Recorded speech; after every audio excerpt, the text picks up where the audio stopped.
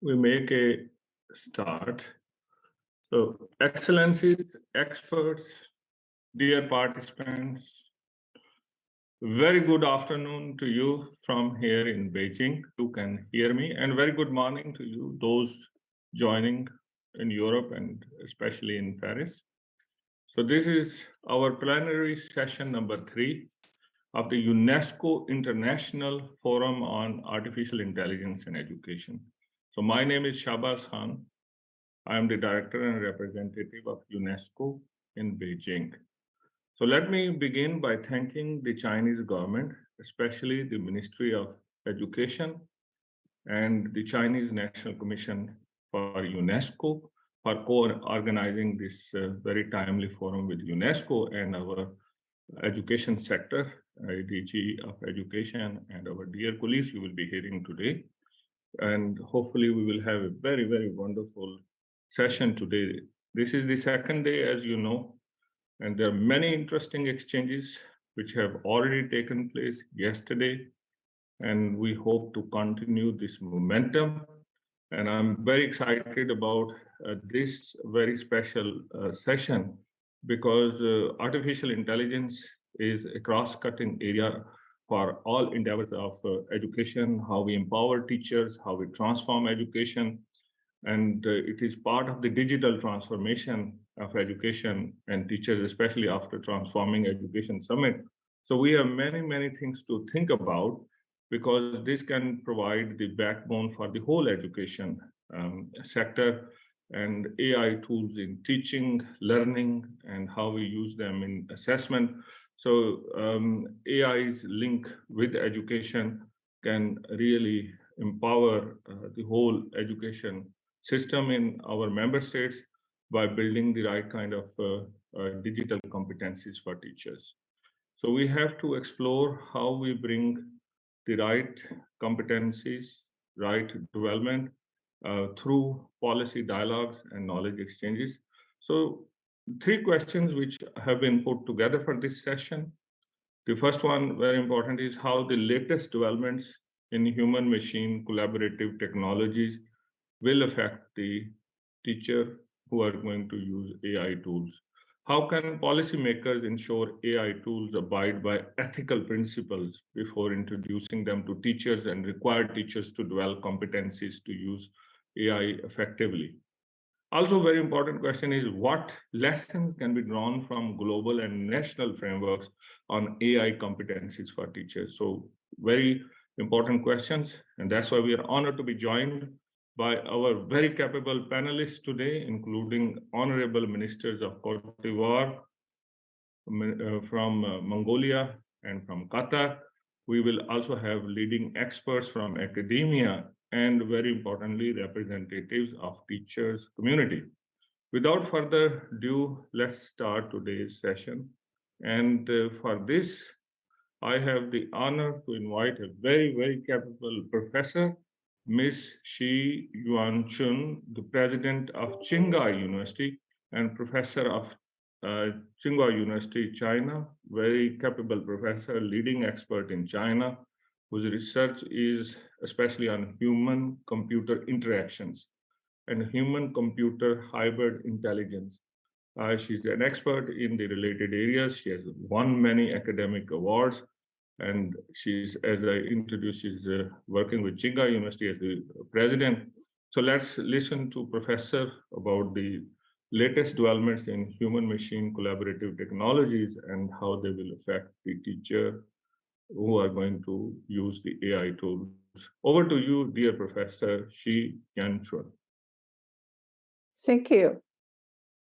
My honor to present this talk in this conference. Can you see my share screen? Yeah, it looks perfect, and your sound is excellent. Over to you, dear Professor. Okay, thank you. 各位领导、各位来宾，你们好，我是许元春，是青海大学校长。也是清华大学 Tsinghua University, and I'm also professor of the IT department of the university Tsinghua. and I'll be speaking to you about interactive AI for education. Education is important for the generations to come.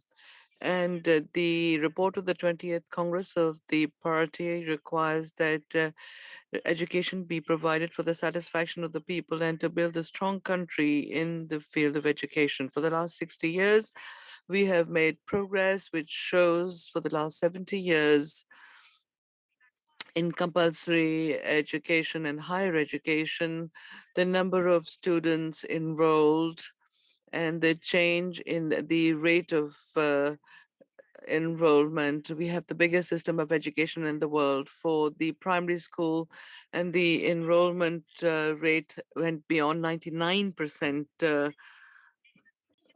For higher education, as of 2011, the rate of enrollment has already reached 57%. So higher education has become more democratized, and education has undergone important changes. Within a period of 10 years, a development of high quality in education is the guiding thread, and IT in education will be very important and have already been included in our modernization plan for education by 2035. I mentioned the historical progress made in the past on education. However, much progress still remains to be done so that education is really satisfactory. You have a very unequal distribution of resources between the different regions, regions of the East, regions of the West, and the rural and urban zones between these cities of different levels. So we observe an unequal distribution of educational resources. I'm a teacher at the University of Tsinghua for the last 3 decades in Beijing. Now I'm president of the Qinghai University, which is to the west of China. And I also note that this unequal distribution of resources exists, which is a serious problem.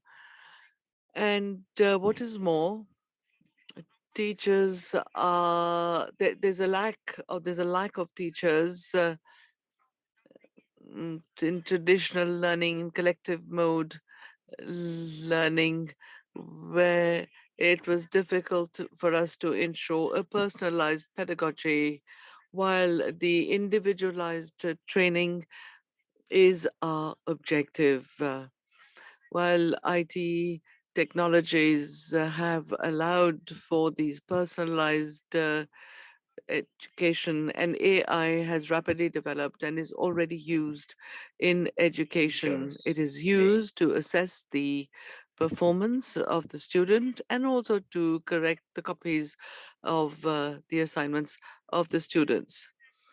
In the academic field, AI is explored, for example, to monitor the participation of the students in class and regulate the environment in classrooms through a multimodal system, helping the students to assess the education. However, AI today is used to observe and to monitor in education. AI has not really yet participated in depth in education. Its role is not limited to the perception and supervision. AI can also ensure an intervention and an immediate feedback, what we call the just-in-time feedback, so that the teachers can play a greater role, and then they can optimize their teaching. We can thus strengthen the efficiency of teaching and learning. Traditionally, AI was used to supervise, while interactive AI today will be able to optimize efficiency of teaching and the learning experience by allowing for an intervention, a just-in-time intervention, an opportune intervention, thus improving the quality of teaching. I'm going to show you here the AI interactive system in the classroom. The teachers can follow the state of preparedness of the students before the class, and they can adjust their approach accordingly. But since you have many students and there's a difference of levels between the students, and there's still a lack of teachers to ensure a personalized pedagogy, so the interaction is limited.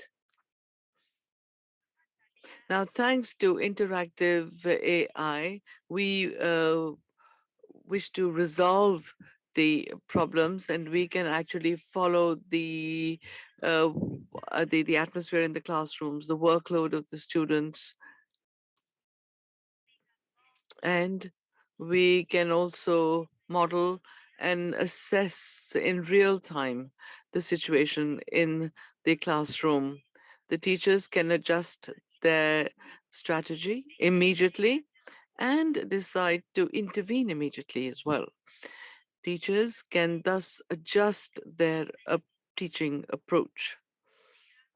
AI can assess the performance of the teachers and students, and AI evolves in such a way that observation is intelligent and efficient.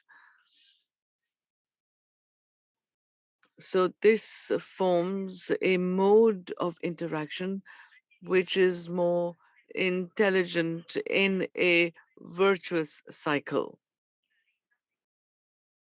The teachers can therefore dispense personalized teaching. The interactive AI can be used in different scenarios. First scenario,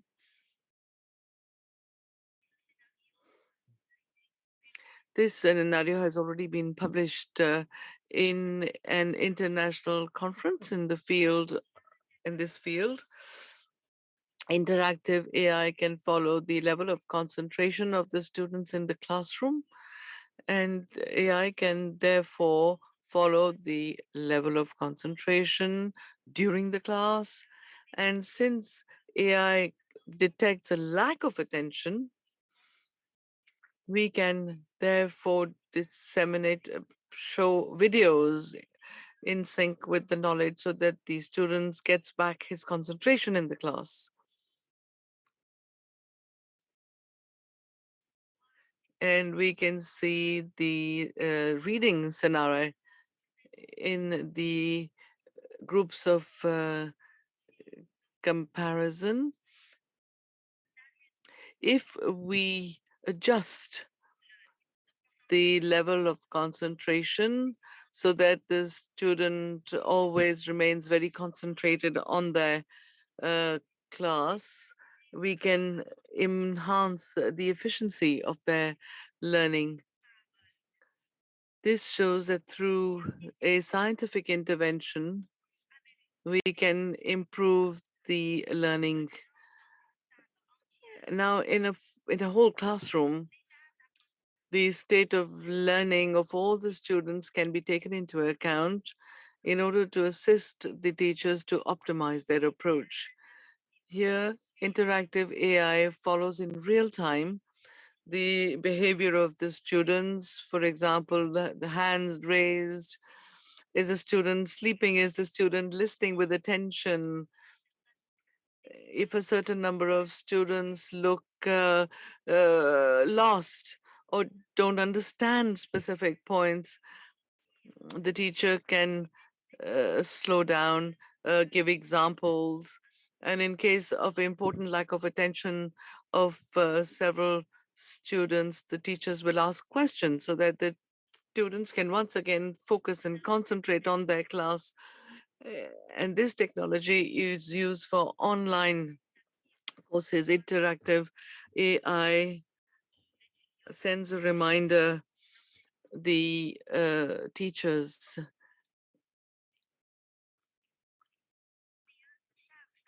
The AI follows the state of the interaction, while the teachers can then focus more on their course, on teaching, instead of following the performance of the students at the same time.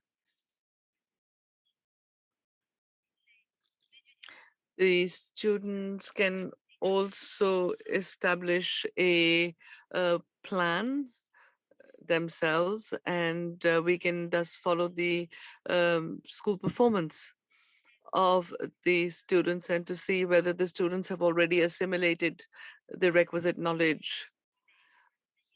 The teachers can then plan personalized assignments to help the students in revising or make up for the lack of knowledge that they might have.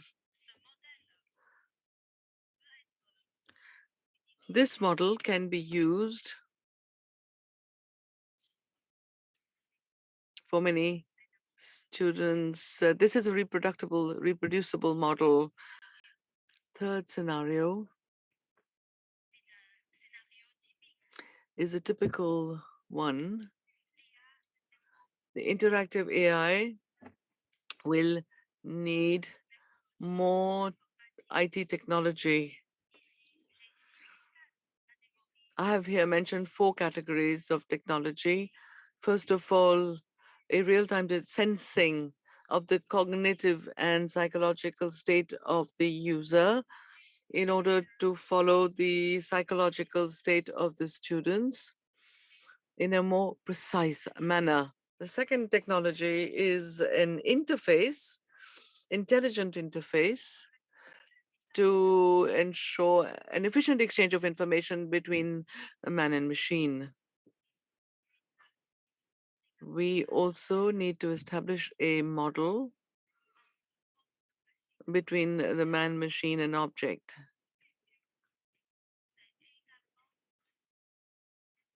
This is also a self-adaptive technology according to the context. These technologies will also be able to support a more effective application of interactive AI. AI will actually allow for a more appropriate intervention and provide an assistance. AI actually allows for a more natural interaction and offers learning strategies that are more personalized in order to finally optimize the learning efficiency and the teaching efficiency. With the development of AI and IT technologies, AI can actually resolve many problems, such as the shortage of teachers and a personalized pedagogy, in order to improve education further in China. I'm going to talk about my own experience. It's been 4 decades that I have been working in the Tsinghua University. And 10 years ago, I started to be the director of the IT department of the Qinghai University, which is in the high plateaus in the west of China. For 20 years, the Tsinghua University has been striving to improve the education in the west of China and has already sent 5 professors who ensured the role of the president of Qinghai University. I'm the 5th president of the Qinghai University, sent by the Tsinghua University to the Qinghai University. And thanks to this project of assistance, the Qinghai University is already a first-level university at the national level. In the west of China, AI can play a greater role. AI can help the students, and the western part of China has a greater need of educational resources.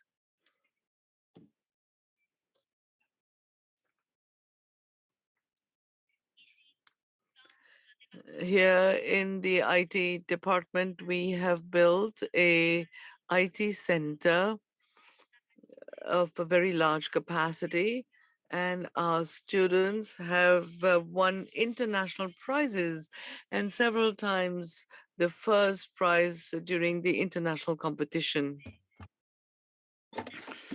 This is a major achievement for the Qinghai University because we remain a university in the west of China.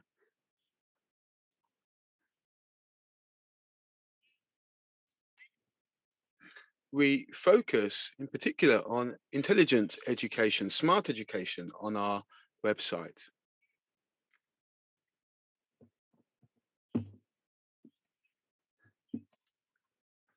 In 2020, we were also part of the universities with the highest capacity or when it comes to IT skills. And with Tsinghua University, we have been able to continue to promote intelligent education. So to conclude, personalized pedagogy and teaching and interactive AI give us the means to effectively help students. And I hope that we will be able to continue to transform and improve education in China. Thank you. Thank you very much, dear Professor Shi. Wonderful presentation. And you have clearly shown us how to understand behavior of students and how we improve the efficiency of learning as well as teaching. And congratulations on bringing this wonderful experience to the west of China. Unequal education resources is a problem for the world, and we can learn so much from you. So there are questions being asked. Continue to ask those questions, dear colleagues. So we have, in the interest of time, we have to move to our next presenter, but please continue to ask questions, and I'm sure our dear Professor Shi will be able to answer those questions for you. It's my honor to now move to our next keynote speaker, Mr. Professor John Frexler, who is UNESCO Chair and Professor of Digital Learning at the University of Wolverhampton from UK. He's the founding director of International Association for Mobile Learning, and he has been working on very, very important areas in disadvantaged and development context. And he has extensive experience in developing and implementing e-learning and mobile learning projects. So without further ado, dear Professor Trexler, over to you to give your perspectives on decolonization of ed-tech sector and what are the implications from AI point of view. So we are looking forward to your wonderful ideas, dear John. I can hear you well.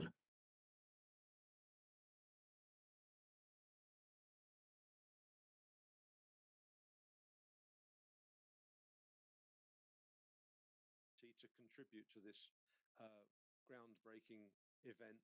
And as you can see, I'm talking now about decolonizing educational technology, but specifically in the context of AI, artificial intelligence.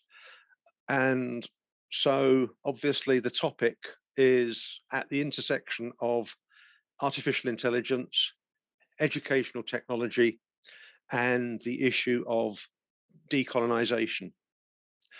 It is, however, a very new topic, I think, and therefore my thoughts are very much preliminary, asking the questions perhaps, rather than being able to offer immediate solutions or suggestions. as you can see, other speakers are providing a much more informed account of artificial intelligence in general. So I'll need to start by talking about decolonization in general, before moving on to talking about decolonizing educational technology in particular, and then finally asking about the relevance of artificial intelligence to these issues of decolonizing educational technology. First of all, I think it makes sense to provide some broader global context. The decolonization movement, I think, fits into a variety of other global concerns, some in some countries, some in others, some in some sectors, some in others, some in receiving considerable media attention, and some being quite specialized within institutions. So, for example, I'm thinking of Black Lives Matter and of the anti-racism movement, and they're quite widespread, and actually have some considerable history under their various different names over the decades. More recently, I'm thinking, for example, in the universities in England and in South Africa, of the Rhodes Must Fall initiative, drawing attention to the extent to which resources, endowments, money derived from colonial exploitation still underpins many of our most prestigious universities. And then there is a movement, certainly within the British Commonwealth and possibly the British ex-Commonwealth, for reparations, coming, for example, from countries in the Caribbean whose economies have been historically devastated by centuries of the experience of slavery. And then there is the reparations movement, where countries that have been colonized are beginning to ask for the return, the repatriation of cultural artifacts expropriated by colonializing countries and colonializing individuals. So, for example, quite understandably, the Greeks are asking the English for the return of the marbles from the Parthenon. There are calls for the repatriation of bronzes from Benin. So you can see, talking about decolonization within an educational context or a technology context is actually part of something much wider, and that it affects different communities, different sectors of every society. Okay, can we have a definition? Well, there are lots, but maybe colonialism can be loosely explained or described as the domination and exploitation of one community, culture, or country by a larger or more powerful one. And if you look at the definitions, they talk about that domination as being economically, militarily, culturally, demographically, exploitatively, extractively, meaning the ways in which the natural resources of one area, one country are taken by another. But also we ought to add digitally. So not just economically or culturally or extractively, but digitally. And I'll come on to that, what exactly that might mean later, because clearly it's critical to our modern world and our future.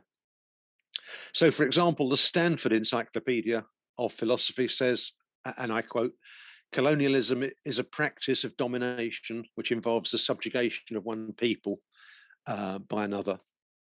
And in the words of students, I mean, because this movement is coming from students as well as many other parts of our societies, students at Keele University in England are saying decolonization involves identifying colonial systems, structures, and relationships and working to challenge these systems. And they make an important point here that it's not just about a deficit or about remediation. They say it is not integration and simply not the token inclusion of intellectual achievements of non-white cultures. It's not just about adding things in to make up for an historical deficit, but they say it involves a paradigm shift from a culture of exclusion and denial to making space for other political philosophies and knowledge systems. And that's the kind of phraseology that came up at the 30th anniversary event for the UNESCO Chairs Network, the need to decolonize knowledge systems and recognize that different cultures have different ways of thinking about things and understanding the world they live in. But also the students at Kiel are making the point that it's not just about making up for a deficit, remediating a shortfall on behalf of those communities and peoples who have been excluded, but it's about a richer, more varied educational experience for everyone, including those students who might be in the majority in a given institution. It's actually about giving them a much better, much richer educational experience, as well as including people, community, and their knowledge systems that have been previously excluded. And what's interesting, and I suppose at this point, we must recognize we all come from somewhere, and we all recognize this on the basis of our own experiences and culture. And I'm a white, male, European English academic. And so I've come to this from an English perspective, but as you'll have heard, I've probably come to it also from my work in the global south with mobile technologies and mobile learning. But colonization and the legacies of colonization are apparent in many different forms and places. So we could look at, for example, the overseas post-colonial experience as against the domestic post-colonial experience. So in my case, as English, I know that there are people in the Punjab,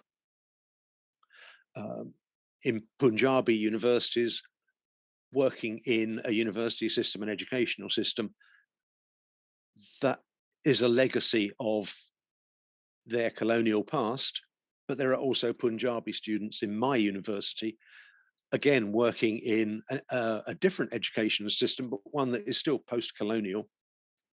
And then actually we could look at examples of what might be called colonial soft power as well, the British Council, the Goethe Institute, the Peace Corps. So that's one dimension of it, the domestic versus the overseas. But there's also, alongside the widespread experience of English colonialism, that of many European countries, for example, the experiences of Dutch, French, Belgian, Spanish, Portuguese, Soviet, Ottoman colonial activities and their legacies in different countries in different parts of the world. And it's not a big stretch to say there is something comparable in the experience of indigenous peoples in the white settler nations in countries like Canada, Australia, South Africa, New Zealand. The experience of indigenous peoples, for example, the Cree, the Maori, the San, and how that might be similar to the experiences of minorities in those colonizing countries themselves. So the Sami in Finland, the Bretons in France, the Basques in Spain, the Welsh in the United Kingdom. So again, another dimension the indigenous versus the internal. But actually, in the present context, the important one, I think, is probably the overseas post-colonial legacy compared to the ongoing digital neo-colonialism, the way that digital technologies, to a considerable extent, may be perpetuating, reinforcing, and reinforcing the attitudes and the values of one community or country over other smaller ones that are less digitally powerful. And having said, those are instances and examples of where colonialism takes place or where colonialism has taken place. In the context of education, it raises questions about what exactly is it that we could be, should be decolonizing. So there is a lot of work internationally within universities about decolonizing the curriculum, about exploring what people learn, how people learn, when people learn, who people learn from, what people learn from, who do they learn with, and how is it assessed. And the catchphrase that comes up is, why is my curriculum so white? And obviously, digital technology is part of how that happens, but it's also separate from how that happens. Then the issue of decolonizing raises questions about the theories of pedagogy and learning. Have all of those theories of learning, of pedagogy, come from essentially a European perspective, a European legacy, a European mindset? And are the theorists and the researchers of pedagogy and learning basically coming from institutions modeled around the European university ideal? And then we can also ask about the research that underpins the theories of learning, that underpin the curriculum that we deliver. So, for example, are the tools of research, which might be the survey or the interview or the questionnaire, are they essentially European tools growing out of a European mindset? Is the way in which research ethics work, research funding works, are they also the product of essentially a European mindset that has now a global dominance about the way we think about research and the way we think about theorizing and the way we think about knowledge? But the issue here is decolonizing educational technology, and a classification may help us understand the variety of ways in which digital technology supports, constrains, and directs education and learning. So it's very easy to point at what happens in formal institutional education, where the technologies in question are called ed tech. We know what they are. We can point to them. We can see what they're doing. We can see how they fit into our institutions. And obviously, we might be talking about the virtual learning environment or learner management system, the VLE or the LMS, for example, Moodle, WebCT. But we might also be talking about the systems for identifying plagiarism, for example, Turnitin. We might be talking about the systems which organize our library systems, for example, Leganto. We might be talking about the systems which manage student enrollments, such as eVision. We might be talking about e-portfolio systems, which allow students to document their educational and learning journey. We might be talking about lecture capture systems, for example, Panopto. And we need to ask ourselves for each of those, To what extent are they perpetuating a particular standpoint or culture or viewpoint or mindset? And maybe they're not, but maybe they are, and we need to reassure ourselves that there is equity and fairness in what these technology systems do for us in our education systems. But we also need to recognize that there's a far bigger, far more vague and diffuse use of digital Dear technology. John, can you please wrap up, because we have limited time. Your knowledge is amazing, but we need to. Okay, that's fine. Yeah. Okay. So I'm also drawing attention to the ways in which people use informal social media for, like, Facebook, Twitter, WordPress for learning. But the important issue here is the infrastructure that goes underneath both formal education and informal learning, search engines, mapping technologies, websites, translation technologies, but actually, of course, AI. And I suppose that's the crux of my contribution now. In what ways is AI helping one community and disadvantaging others? To what extent does AI represent one community and fail to represent others?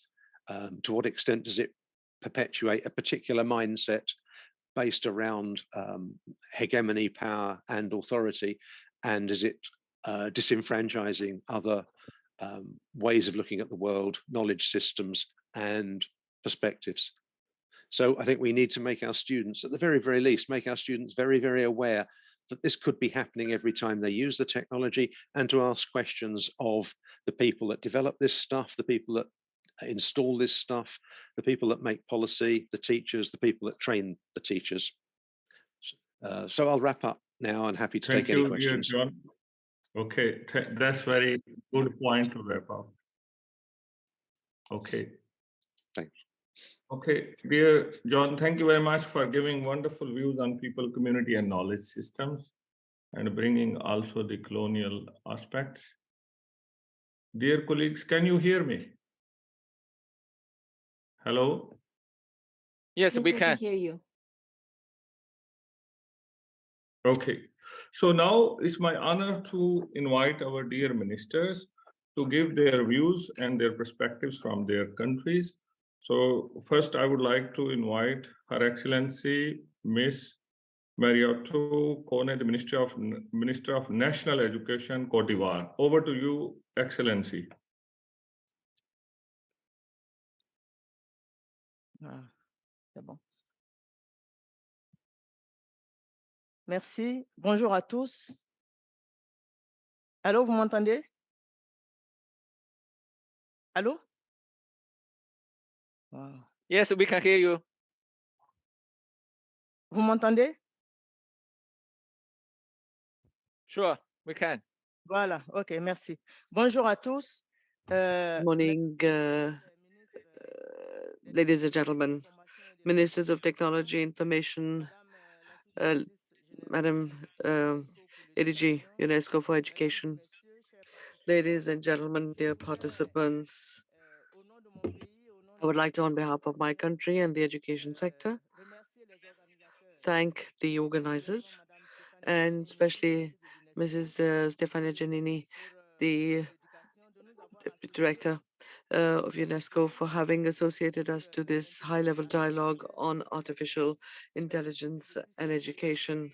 May I welcome the important initiatives of UNESCO aiming at introducing AI in education for it to serve the common good for the achievement of SDG4 and giving the requisite competences in the times of AI. I would like to associate the People's Republic of China for the effort that they have made since the International Conference on Artificial Intelligence and Education in Beijing in 2019. Ladies and gentlemen, the conjugated efforts of all have allowed us to avail of a solid platform that favors and facilitates high-level dialogue and the sharing of knowledge in the field of artificial intelligence and education. Over and beyond the discussions, the current forum calls for action and the taking of concrete initiatives on the way in which we orient the use of artificial intelligence in order to give power to the teachers and to transform education in the vast context of a digital transformation of education. Ladies and gentlemen, how do we go about this? After the World Summit on the transformation of education, it appears essential for us to integrate planning of artificial intelligence in our educational policies with the involvement of all stakeholders according to intersectoral and multi-party involvement. For example, in Cote d'Ivoire, during the general states of the education literacy, inclusive and participatory dialogue, the introduction of AI appeared as a strong aspiration expressed by the national educational community in order to allow the Ivorian educational community to respond to the challenges of its times and respond to those of the future, and to respond to these aspirations within the framework of the operationalization of measures that stem from the literacy meet in the field of education. And we have come up with several options, defining the finality of our schools, the option of revising curricula of students and teachers, the option of committing ourselves in a process of defining a policy and a strategy in the field of initial training that that the teachers, and the option to commit ourselves in the digitalization of educational system. And we will then make sure that our ambition of introducing AI be reflected in the reforms and implemented, attaching ourselves to the satisfaction of the conditions of success of the latter. Ladies and gentlemen, these guidelines that we have described strengthen our commitment with regard to the potential that AI represents and its capacity to allow our educational system to take up some of the biggest challenges related to education of the 21st century and to accelerate the progress towards HGD4. However, as we have expressed in different moments, we need to learn to walk before we can run. So, what is the situation? In other terms, we need to define a clear vision of the AI policy and education. We need to choose strategic priorities on the basis of the evaluation of the state of preparedness of the whole of the system and the current capacity of our educational systems to actually integrate artificial intelligence within the existing regulatory framework of human resources, infrastructure, etc. Ladies and gentlemen, these actions will only be possible if there is the pooling of our resources, the solid cooperation between our educational systems and strategic partnerships which are dynamic to support a common will to introduce AI with the teachers who will be the actors and the driving forces of this major change in each of our countries. So thank you very much for your kind attention. Thank you very much, Her Excellency Minister Mariotto Kone, Minister of National Education. Thank you very much for giving wonderful perspectives. So that brings us to the next ministerial presentation by His Excellency Mr. Ang Amalgalan Lusant Serin, our dear Minister of Education of Mongolia. I recently met, and he's so passionate about digitalization and bringing artificial intelligence and technologies to Mongolia by changing the whole education system in Mongolia. Over to you, Excellency. Yeah, thank you. Very good afternoon, all distinguished guests and the speakers and panelists, and thank you for all the speeches and presentations, and who are making very impressive, more meaningful presentations, which is right now facing globally, and then how we can rethink and redesign of the current education system globally. Okay, so then I'm very happy to be a part of this meaningful discussion and the forum. And of course, this AI has become more major part as well as more challenging part of this digital transformation of the education. Okay, so teachers of 21st century will need teach in AI environment and use various AR-rich application programs and digitize technology, then the process it using artificial intelligence. Okay, so in other words, there is need for 21st century teachers to have basic understanding of the AI technology and to be able to apply all AI technology in their teaching, and also have a skill to develop AI in technology, the courses to a certain extent. Okay, so since we are globally facing the challenge due to this COVID, and we got a lot of this learning loss, and as well as we have quite big digital gap. Okay, so then definitely, and everyone needs more the learning efficiency approach. I mean, the opportunities to everyone. Okay, so in order to solve these problems, I think AR, artificial intelligence, will play a more major role. Okay, so I believe introducing AI system in education, and then we need more holistic approach. Okay, so then definitely, and then we need more clear vision and how we have better and the safe implementation of the artificial intelligence system in education. Okay, so I would like to mention the 5 areas, and then we need to have the better understanding, better vision. The first one is how we can manage the privacy issue. Okay, so privacy issues become also one of the big challenge in implementation of the AI. Okay, so in case of Mongolia, and the law on the privacy has been approved, it is regulated in that data owner has right to control of use of the personal information.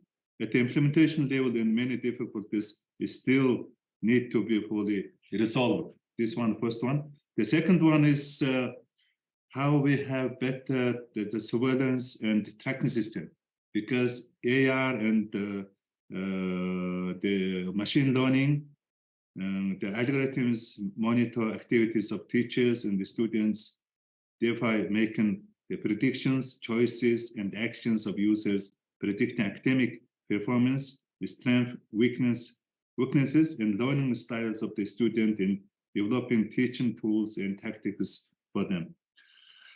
Okay, so number 3 issue is the autonomy. Okay, so then algorithmic predictive system have yet to address growing possibility that the students and teachers' ability to manage their own lives will be diversely affected in creating uncertain problem. This is still a big challenge. Okay, number 4 is discrimination and biases.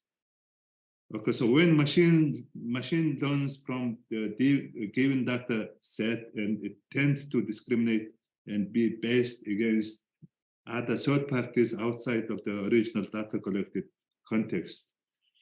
Okay, so the last issue is the ethical issue, and I believe introducing more flexible system and that will solve the ethical issue that arises during and after introduction of AI as early as possible is critical way to solve any ethical problems regarding AI introduction into education system.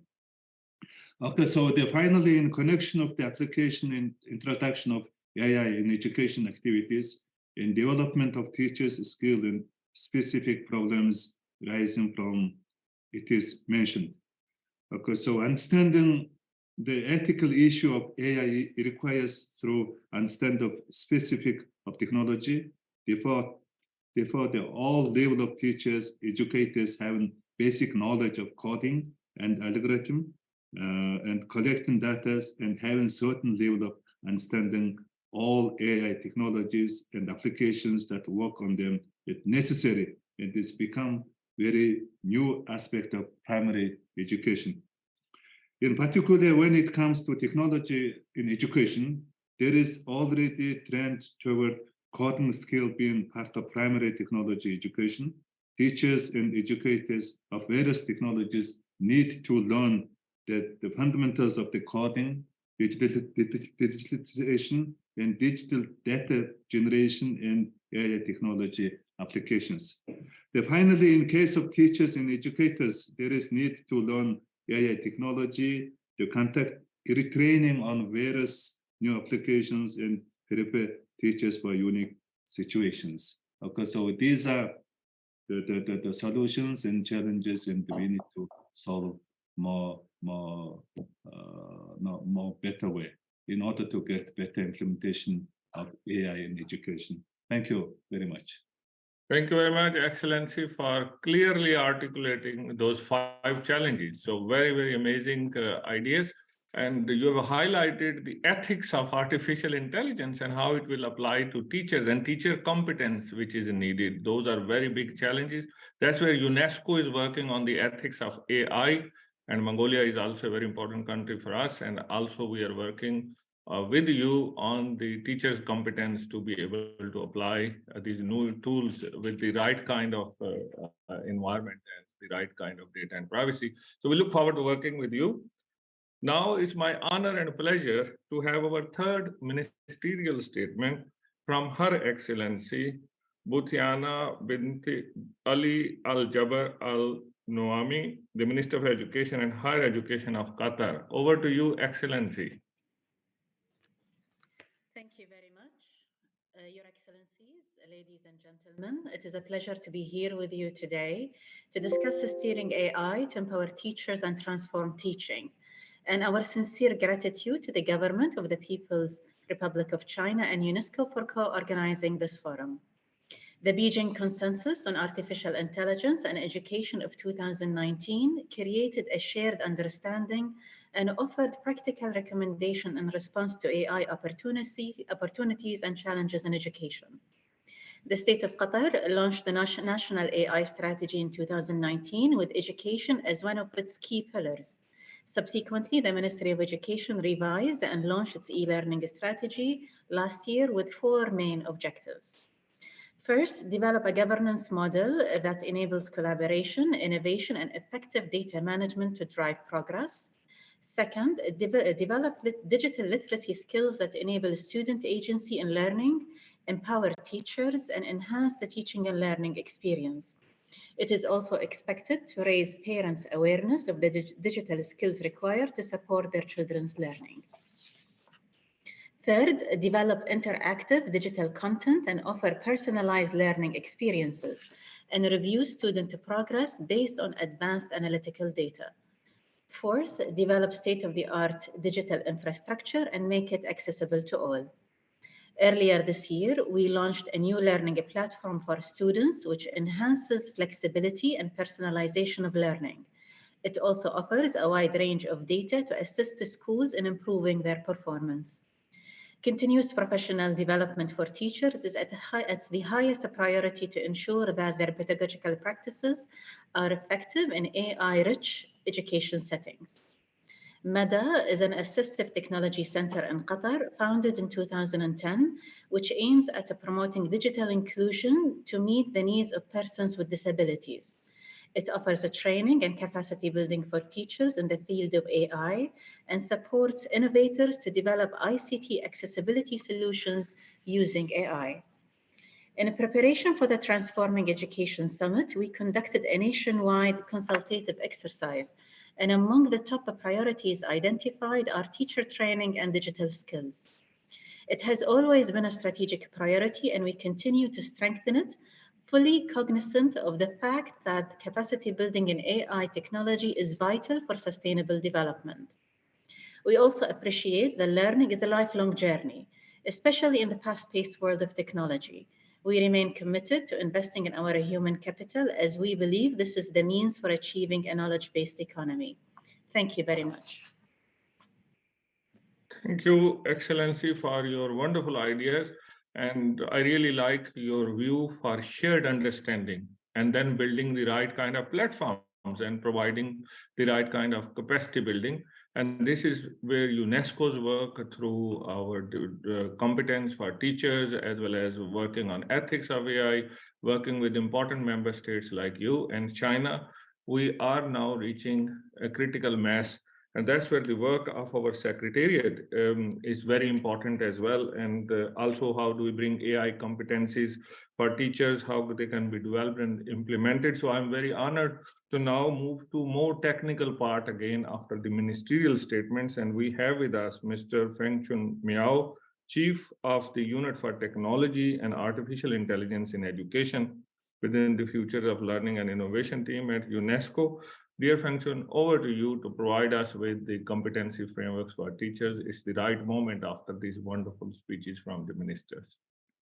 Thank you very much, Director, my dear colleague, Dr. Han, and Excellency Ministers, distinguished participants. It's my honor to share some of the views and also the actions UNESCO is taking on the development of AI competency framework for teachers.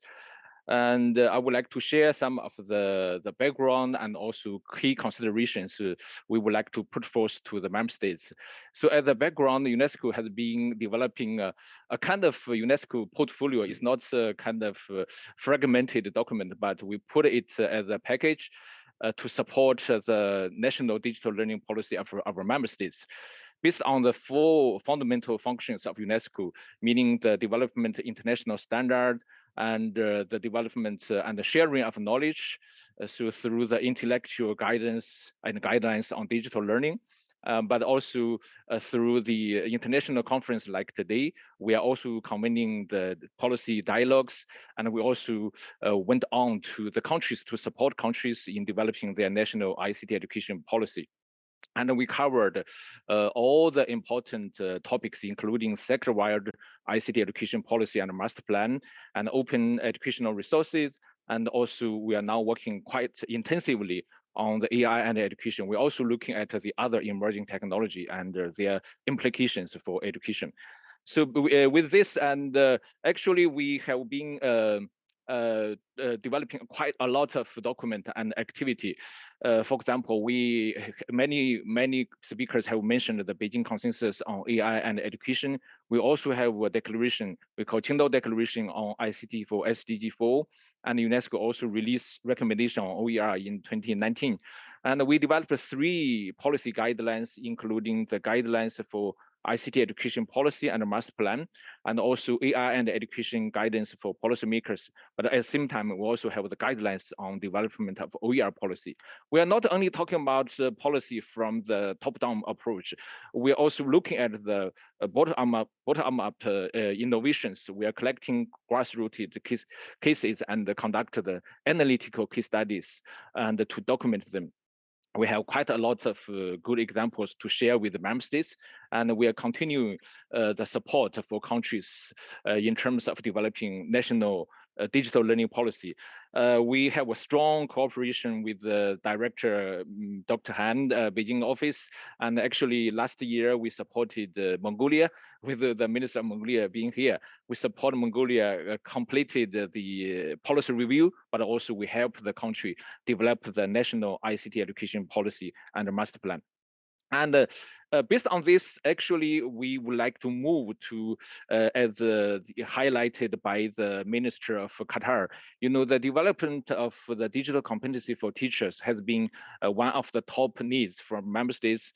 And this covers the development of the emerging digital competency like the AI competency. So we think the key consideration, first of all, should be moving from sheer political slogan to actions, because we found that all the ministers are talking about the importance of this, but many countries are not taking action. So we think that we need to, first of all, from UNESCO, we are developing a global AI competency framework for teachers. And for this, we organize an online survey, and actually we also organize another seminar to consult with the stakeholders on how we should develop this AI competency. We are asking this set of very fundamental questions. For example, first of all, before we talking about the AI competency for teachers, how we can protect teachers' rights and the teacher agency when we are using AI in classroom. And secondly, what are fundamentally the main areas of the AI competency for teachers, and how we can train them from the pre-service and the in-service teacher training, and at the same time, how we can involve teachers and other stakeholders in this development. And based on this, we draw some inputs from the online consultation on the ethics, on the key areas of AI competency, but also on pedagogy. I will share a little bit detail later. So based on this, for me, the step 0 before we talk about the AI competency framework for teachers, because we all know that a competency framework is a kind of requirement, meaning that before we require teacher to learn this, to do that, what we should ensure that the AI tools are ethically right. The AI tools are responsible. So I propose this 3-dimension framework. First of all, we need to talk about the enabling policy environment, starting from how the government will ensure that the AI tools that the policymakers, ministers, school principals are introducing to the classroom, there's no problem. We cannot see that we send a lot of AI tools to the classroom with a lot of problem and we ask teacher to solve them. It's not correct.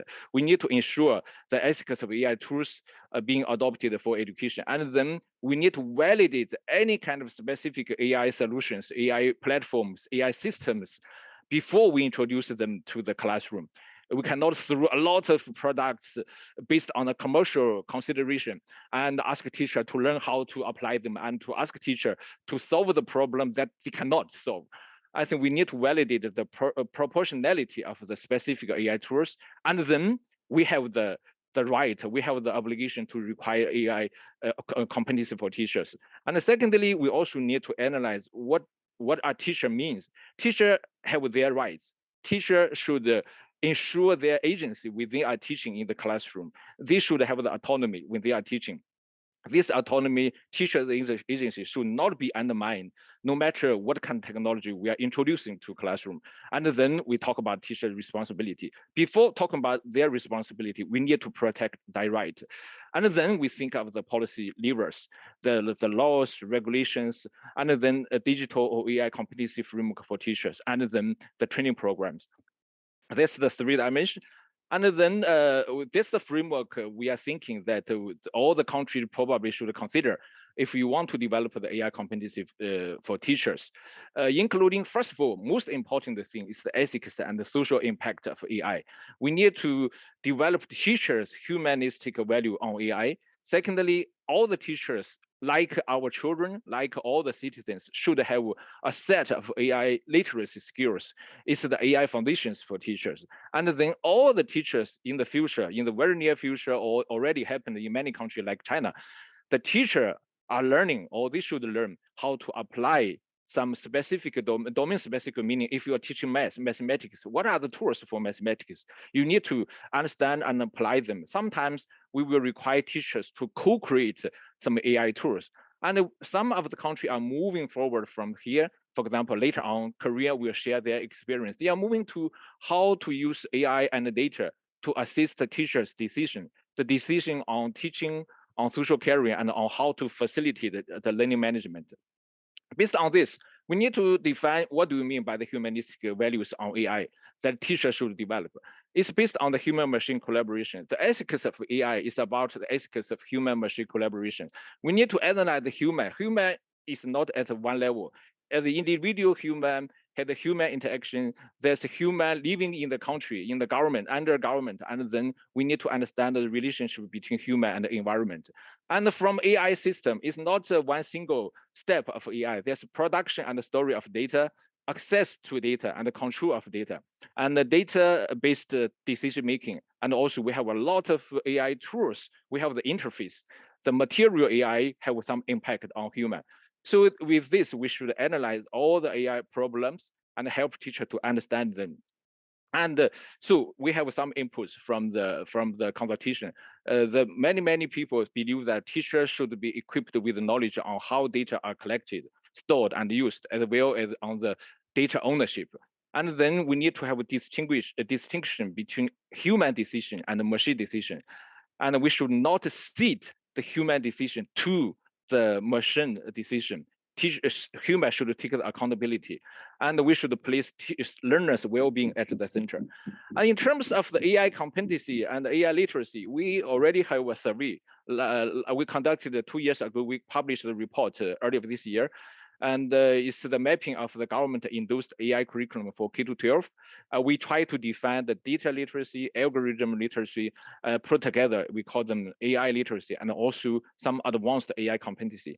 And we have this framework. But the question is that what are the unique AI competency for teachers that probably have some similarity with the students' AI competency, but there should be some different set of knowledge from students' AI competency. Any country need to consider this.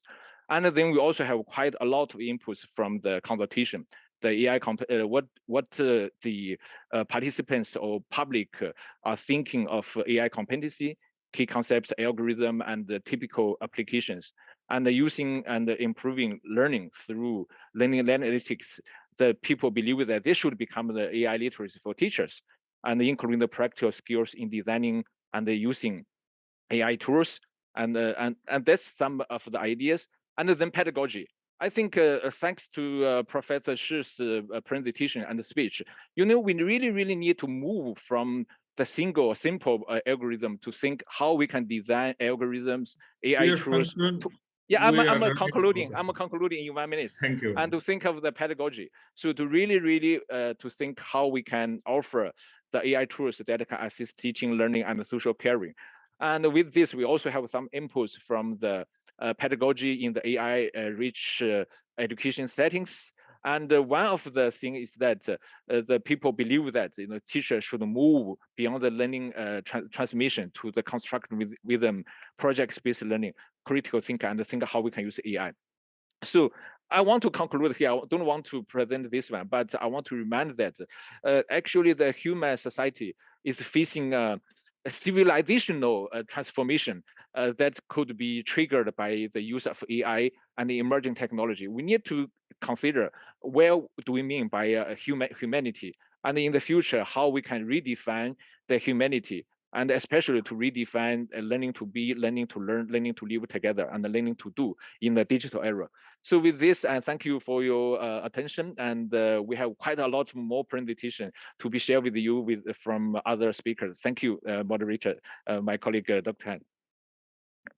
Thank you very much, dear Dr. Miao. Wonderful presentation. It's really reassuring to see all the consultations which are going on.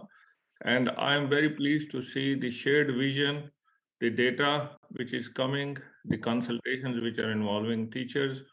And I'm sure this would be one of the most amazing works of UNESCO to help our member states. And thank you also for working with Mongolia. Now, we have last two presentations. We are running a bit out of time. I request colleagues to continue to put their questions in the Q&A and request panelists to continue to answer them. Now, without further ado, let's move to Netherlands. And we have a very capable colleague, Mr. Jelmer Evers, Vice President of General Education Union. So let's hear Mr. Evers' views on teachers' voices, how teachers can use these frameworks and be part of the development. Over to you, dear Evers.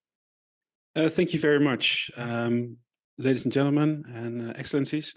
So I've been a teacher for 19 years. I've been using digital technologies ubiquitously in my practice, blended learning, games, maker education, etc.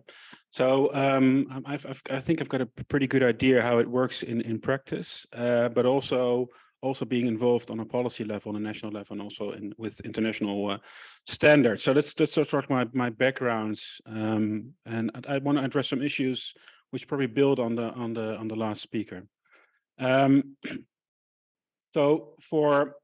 think it's good to look at two things. So the what, and that's been discussed quite a lot in the last 2 days. And so what kind of things should teachers know? I'm not going to focus specifically on that because that's been discussed quite a lot already. But a couple of remarks. I think they should be embedded in digital literacies in a broader sense, because I think AI and algorithms are part of that sort of like overall digital literacy component. They should not be, they should be like developed coherently. So with technological knowledge, pedagogical knowledge, and also content knowledge, so the so-called TPAC model. And also I think they should be part of like overall strategy on teacher standards, and which would sort of like guides teacher education, teacher professional development, and also teacher practice. And also there should be a link, of course, to what the students should know in the curriculum and implemented in the school level.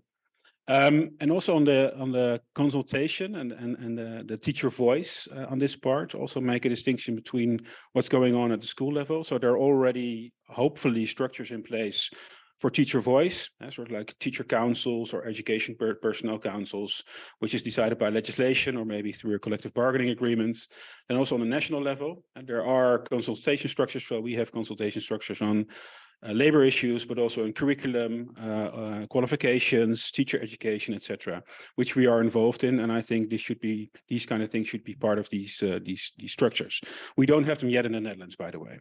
And also on an international level, where Education International, our federation, is in consultation and discussions with all the international organizations, including UNESCO, which does a phenomenal job, by the way.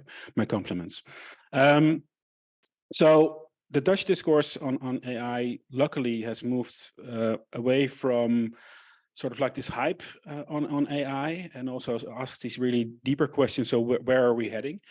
And two reports by two public institutions, Kennisnet, which is sort of like a public institution to promote digitalization in education, has done some really phenomenal work the last 3 years, which also in consultation with teachers and teacher organizations, really focusing. So where are we heading? The ethics, the values.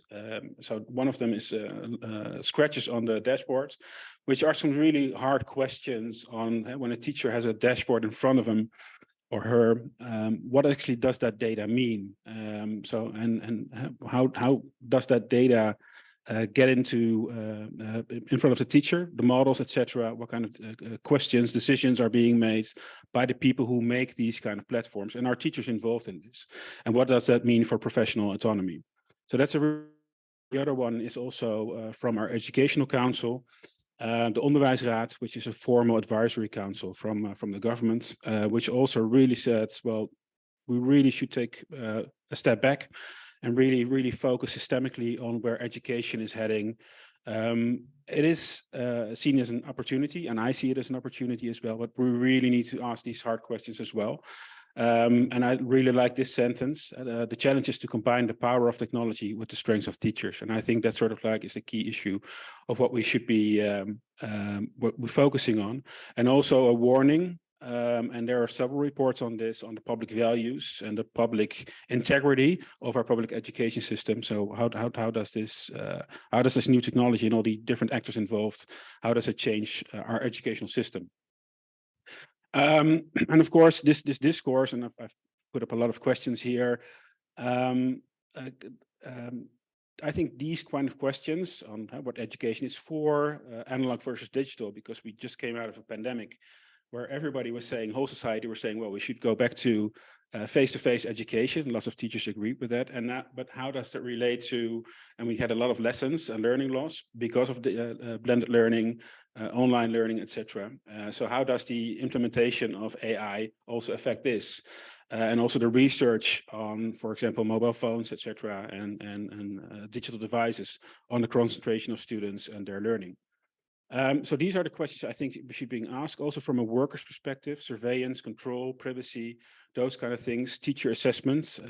We've had a phase in the Netherlands with, well, too much standardization, I think, and we got back from that for the last, I think, 10 years. But does this also usher in a new era of standardization, and what does that do to teacher autonomy?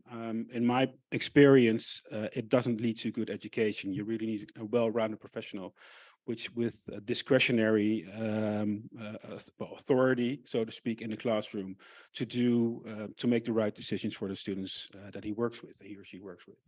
And also, I think on algorithms, we should also ask this question: do these models, do these measurement, the data collection, do they actually measure what they say that they measure? There's also a big discussion going on that in the scientific community. And I think all those discussions, all these questions that I just mentioned should be also part of the curriculum, of the teacher standards, of the teacher education, the teacher professionalization, when we start to implement all these technologies. These are the things that we want our students to think about, but so we also should have our teachers think about these issues. And I think it's very important and often overlooked that we immediately move into the more technological sides and the implementation, and then we rush into things without asking these questions. And usually these kind of things are underfunded as well. At least that's what we're seeing in the Netherlands. So if you look from a broader perspective on a global level, so the research that teacher organizations are doing, unions, associations with our federation, Education International, well, you can see that the amount of consultation on educational technology in a wider sense is often not that good.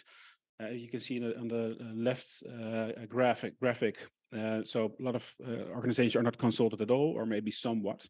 So I think there's a huge gap there. And I think if you really want to have a good education system, involve teachers in these kind of decisions. And so it's not that we have sort of like a veto power or anything, but listen to the practice and the experiences of and the professional knowledge of teachers. And if you look at the right-hand slide, also on the professional development on educational technology, and I think it's even higher probably for if you look at artificial intelligence, it's insufficient on a global level. It's definitely insufficient in the Netherlands. We are having discussions on that on a wider level. On a broader level on professional development and teacher time, etc. But there's also a policy to implement digital literacies, and our sort of like our conversations are now. So where are we going to find the time and funds to actually do this? And those are, if you want to make this a reality, are really, really important questions. You can also see that from other, if you look at legislation, the policy instruments that we have in the collective bargaining agreements, etc. Also on the well-being of teachers, it's not often addressed. It's addressed in a wider sense in the Netherlands, but there you see that the ICT knowledge of school leaders, school boards, etc., is also not up to par, just as it is for teachers. Dear Evers, can you wrap up soon, because we have one more presenter? Yeah, I will. Thank you so much. And also wrapping up, we should build on the things that we already have. So the wonderful 1966 declaration on the status of teachers, where we also have wording on consultation and also on professional autonomy. And I also would like to mention the technical meeting we had with ILO, where we also had wording on consultation with workers, governments, employers on artificial intelligence. So if you look at teachers, we really want to do a good job. I think a lot of teachers are enthusiastic on technology, but quality and teaching and learning is at the top of what we want. And I think that sort of like outlook really is the basis for a constructive conversation on implementing adaptive technologies, AI, etc. So my really wording to you is really involve teachers on an individual level, but also involve teachers' organization. We really have something to contribute, and I think it's necessary, and I think it's a sort of a pillar to actually make the step forward that is necessary to implement AI on a really good level, and our students deserve that. Thank you very much. Wonderful, dear Evers. This is a very important take-home message. If AI technologies have to be successful, involve teachers who are going to use it, and unless that is customized for different situations, cannot be done. So we are very pleased to learn about the Dutch discourse on AI. Now we move to